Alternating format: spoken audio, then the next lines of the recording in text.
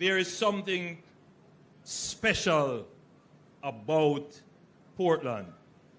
And it is not just the rarefied air, the proximity of your townships and residents to the sea, the beautiful, lush and verdant landscapes and hillsides. It is the people. Something special about the people. And as I drove through St. Thomas, coming in, a member of my security detail who is from the parish, he said to me, Prime Minister, as these roads are being developed, I don't want them to change the character of Portland. A very profound statement, because roads and infrastructure means access. And access means different perspectives, different people, different behaviors, different norms can come into the space and change the nature of the area. So I know that there are many Portlanders who welcome the development, but are concerned that the development, the infrastructure could change the nature of the place. This administration understands the nexus between infrastructure and culture. We understand the nexus between infrastructure and the economy. We understand the nexus between infrastructure and the security. And therefore, whatever we do, we have these considerations in the forefront of our minds when we develop policy. There is one other critical element that we must consider: the nexus between infrastructure and climate. So I want all Portlanders to understand that you have a thoughtful government that is not just eager to lay asphalt and widen roads and have people come in to the space and utilize the space. We are very cognizant and understand that infrastructure must improve the quality of life. So as I entered the town of Port Antonio, I would have been corrected if Michael Leachin were here. He would say city. We're not quite there yet. But as I entered the town of Port Antonio, and I saw the traffic in the town and the people moving about, bustling about, and I'm looking on their faces, everybody trying to get to their destination, make ends meet, the inconvenience of having to step off the sidewalk to walk in the middle of the road, to hop and skip garbage that may be in the road, a pothole, avoid a car. And I see the misery and inconvenience and frustration on the faces of the citizens. I see it as well when I stand in the motorcade in the roof of my vehicle, waving to people as I go by campaigning, and I see the eye contact, the hesitation. I like to see a Prime Minister, but the condition. The condition. And the experience of that condition, regardless of how I may feel that I'm achieving something, I'm doing a road here, a road there, a park here, new buildings, but my condition has not changed. And I am frustrated because I've heard promises before. I have heard sweet-talking politicians many times over. But my condition has not changed. And when I stop and I shake hands and I am embraced, and they say, "We love you, Prime Minister, we love you, God bless you." But the condition hasn't changed. It has been 40 years that the condition has been the way it has been. Portland is, as a parish, 300 years old. Portland as a parish, 300 years old. Port Antonio was about 1793, thereabout, don't quote me on it, but in the 1700s, the town of Port Antonio was established. And you know what was the basis of the town, why it developed? It developed as a port town because of the banana trade. Sugar to a lesser extent, but mostly the export of banana and other fruits. And then it got further impetus as basically the first town of tourism in this region, in the Caribbean really. And we have some historical tourism gems in this region. You know, my understanding, of course, that this is the birthplace of the famous British secret agent. Yes. I'm not talking about Bobby Montague 007. I'm talking about James Bond with Errol Flynn, who developed this fictional character. So Portland has great roots and has contributed significantly to national development and indeed internationally as well. So it is time for the administration to pay attention to Port Antonio, to Portland, and to this entire eastern end of the island, St. Thomas, Portland, and St. Mary. Now,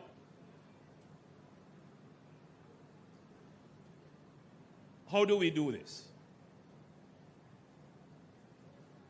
The first thing that we needed to do as an administration is to ensure that we have the resources to respond. And that meant that we had to settle the fiscal issues. And I use this big word, fiscal. In simple terms, we needed to have settled the flow of public revenues to sustain a long-term investment profile. The challenge with Jamaica is that we did not, for the last 50 years, settle the flow of public revenues sufficient to sustain long-term investments in infrastructure. That was really our issue. So we couldn't take on projects that had a long horizon for return. And I give you a perfect example. We built a marina here. I believe that was in 2003. 2003. What was the intention of the marina? It was to spark tourism and get some investments into the area.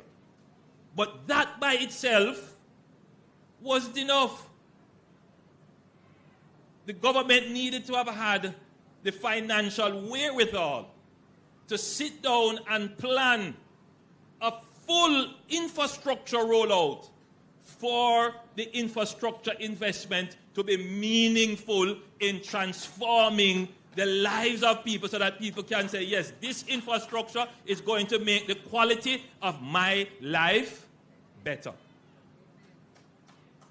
So one isolated investment by itself is not going to do it. Which is why people still look at these investments and say, will it really make my life better? Because of the experiences that they have had. But what is different now? What is different now? Well, let me tell you what is different now. What is different now is that the government has made a massive investment to improve 147 kilometers of road linking Port Antonio directly to Kingston. So from Harbour View, come all the way around, you're going to have the best quality road. Number one. And it is not merely asphalt. This is what we call a utility corridor. Underneath that road are massive pipelines to carry water, fiber optic cables to carry internet, and we have realigned and upgraded the electricity utility service along the area, in addition to massive civil works investments in retaining walls, drainage, and other such works to protect the road. It's a massive undertaking. It is the largest road infrastructure development that we have undertaken in Jamaica.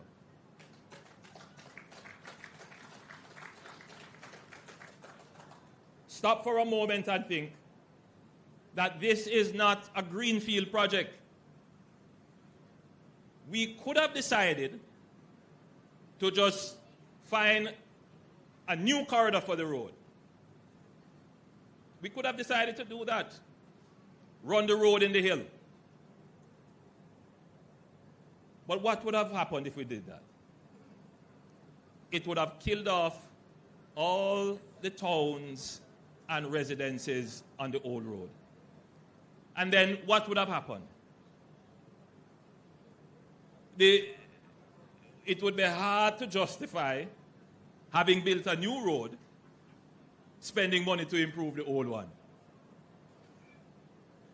We decided as a government that the intention of the investment is to improve the economic and social circumstances of the people where they exist. So we have made the investment keeping the old alignment as much as possible running through towns. Now that comes with its own challenges because it's not easy to build a road that people live on.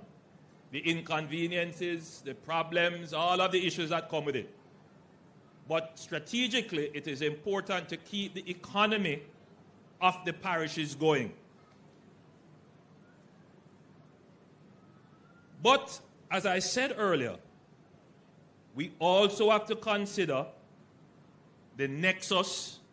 So that is a nexus between infrastructure and economy. But we also now have to consider the nexus between infrastructure and climate change. The historical development of our infrastructure, particularly our roads, is that they are developed to connect ports. So they run along the seashore, the coastline. And so they are always susceptible to environmental challenges. So what have we decided to do? Two things. First, those roads that have been in existence since 1793 or whenever Port Antonio was established, they have developed economic value, but they have also developed significant touristic value. Beautiful scenery and access to the beach. So we developed those for the long-term benefit of tourism. But we are also developing, as I speak, a bypass for Port Antonio that will be in the hills, which will run behind here, go through the hills for $75 million US. It is almost now going to public investment approval. Well, I believe it is at public investment approval now. And that road will take off much of the traffic that is not here for sightseeing, is not here to go into the town. They want to get about their business. So those can take the bypass road. But that bypass road is built for resilience because we have moved it off the shore. And therefore, we are giving the town of Port Antonio the opportunity to breathe. So you won't be taking traffic that is passing through or don't have business here. That bypass road will ultimately continue through the hills and connect to the 14 kilometers of road between Yallas and Harborview. So you're going to have essentially two roads. One, the main road that will carry heavy traffic, heavy volume, get you to where you're going quickly. And one, the more scenic route that is for the tourism economy, which we intend to develop, coming all the way from St. Thomas, coming all the way around into Port Antonio. That's the vision, that's the long-term strategy. And every year we are building towards it. But we need to do one other thing. Having built the road, we now need to build buildings that are suitable for public use, built for purpose. And that is what we're doing, not just here in Port Antonio, but we have done it in Portmore, where we are building out the Bernard Lodge project, a massive project of over 10,000 housing solutions and an urban center. And that is underway. You can go there and see what is being done. We have done it, not talking about it, we have done it in Morant Bay. I passed it today, couldn't stop. I looked over there and I can tell you, it is coming along nicely. An entire new township, the first that we have built a township in maybe 100 years or more.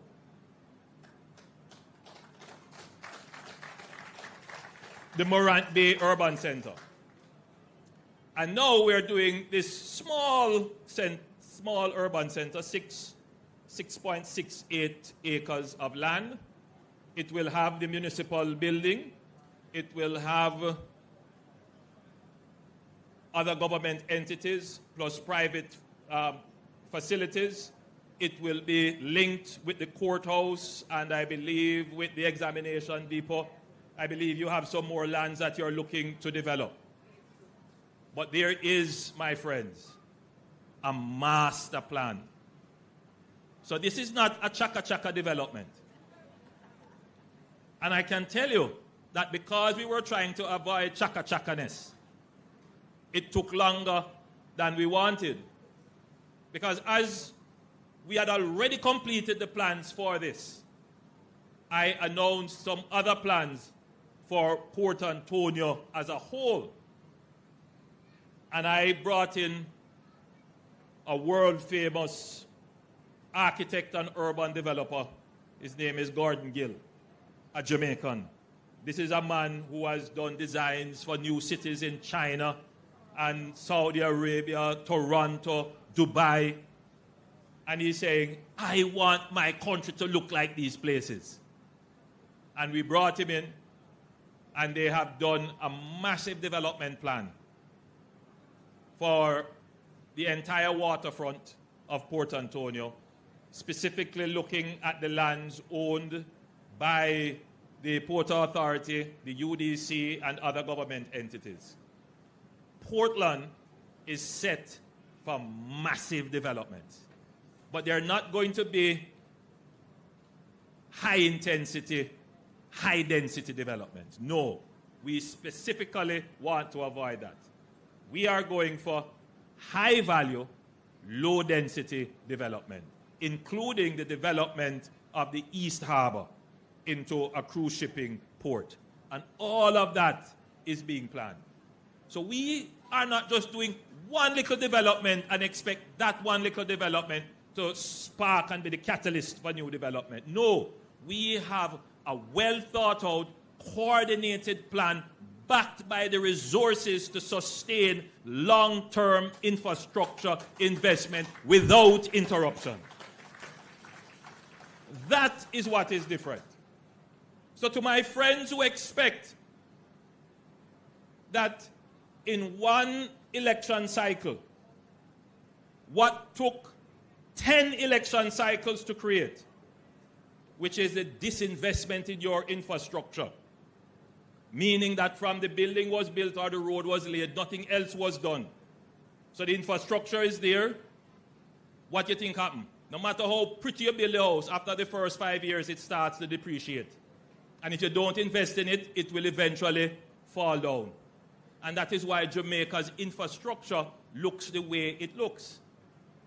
Jamaica, more than other Caribbean countries, had an earlier start in the development of our infrastructure. We had a new Kingston long before Trinidad had Trin City. We had high-quality roads long before many of the other Caribbean countries.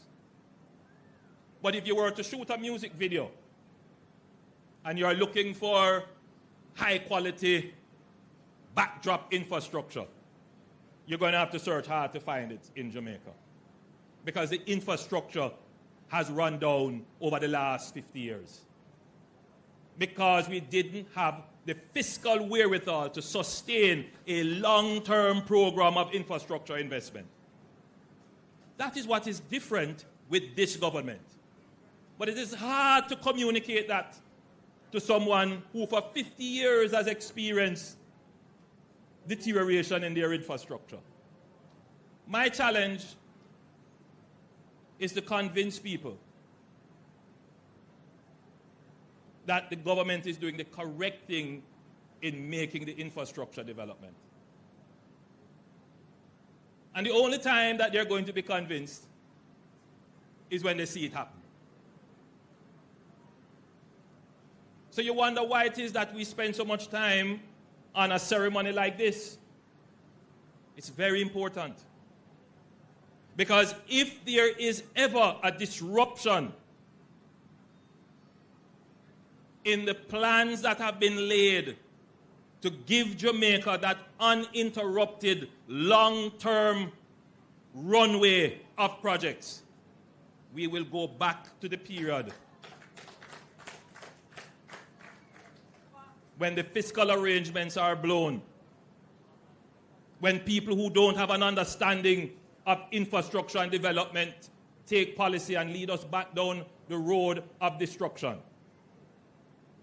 So it's very important that I communicate to the people what it is that we're doing.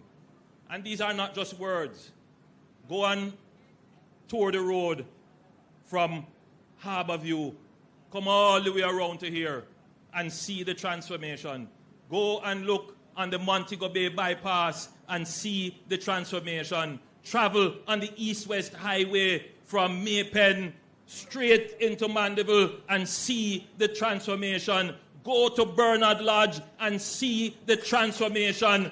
Come to the Morant Bay Urban Center and see the transformation. Go to Portmore and see the transformation in the Resilience Park. Go to St. James and see the transformation that has happened with Harmony Park. And this is all happening all at once. When has that happened in Jamaica? I challenge the critics. I challenge the naysayers. I challenge the purveyors of negativity. When? If there is any criticism, is that we are doing too much.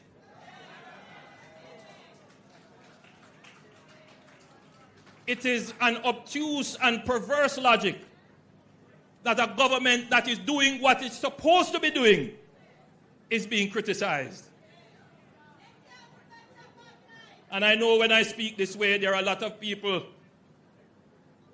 that are squirming in their seats. They can't take it because they can't take the truth when the truth is told.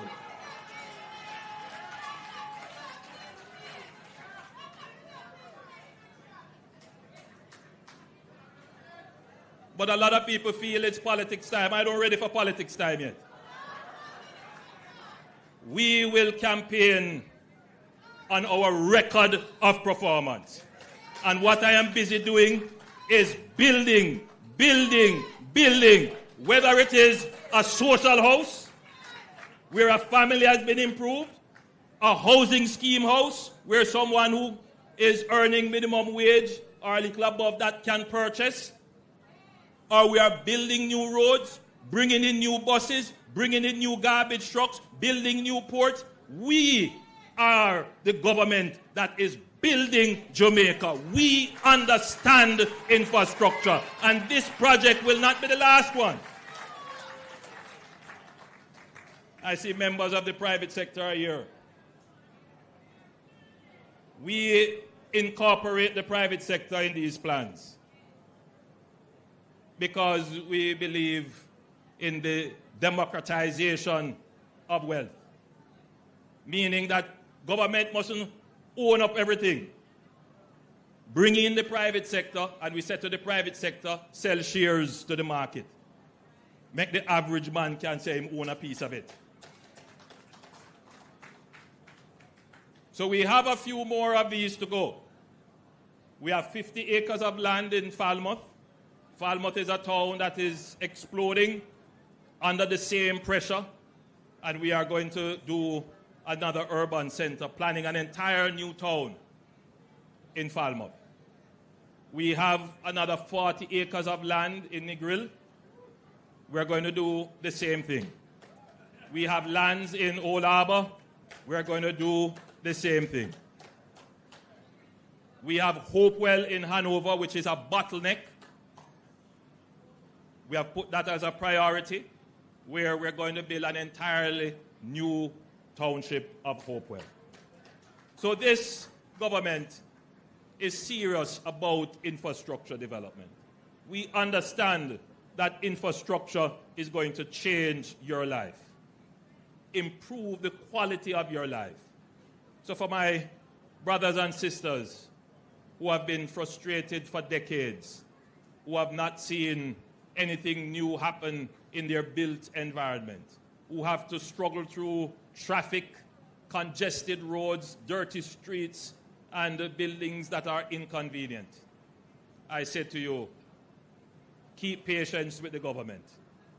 The plans are in place, the finances are in place, the technical skills are being put in place, and the programs are underway.